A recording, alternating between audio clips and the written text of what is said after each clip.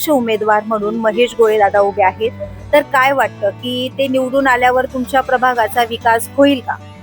ते एक समाजसेवक म्हणून कोरोनाच्या काळात त्यांनी बराच विकास केला आहे या प्रभागात. त्याच्यामुळे ते जर निवडून आले तर ते बराच विकास करतील ही अपेक्षा आहे. यापूर्वी त्यांनी काही विकास कामे तुमच्या प्रभागात केलेली आहेत का? हा, त्यांनी कोरोनाच्या काळात बराच विकास या प्रभागात केलेला आहे.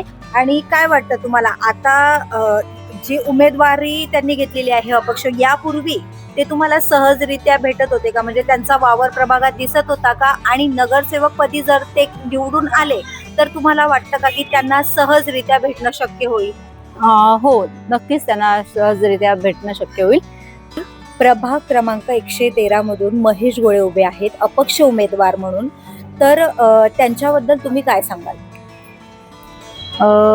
मला त्यांच्याबद्दल सांगण्यामध्ये हे आहे की फर्स्ट म्हणजे मी सोशल मीडियावरती त्यांची व्हिडिओ बघत होती.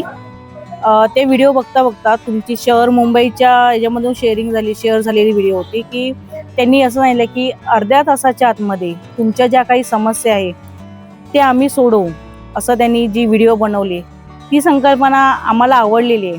जर तसं होत असेल तर चांगलीच गोष्ट आहे, तसं झालं तर उत्तम आहे, एवढंच मी सांगेल. मला सांगा ताई, आतापर्यंत आपल्या ज्या काही समस्या असतील त्या आपल्याला खूप धावपळ करावं लागते. म्हणजे साधं ओळखपत्र जरी बनवायचं असेल तर खूप धावपळ करावं लागते. हो. पण आता त्यांनी म्हटलं आहे की नगरसेवक थेट तुमच्या दारात, म्हणजे ऑनलाईनच्या माध्यमातून असेल किंवा थेट तुम्ही त्यांना कॉल करून त्यांना भेटू शकतात.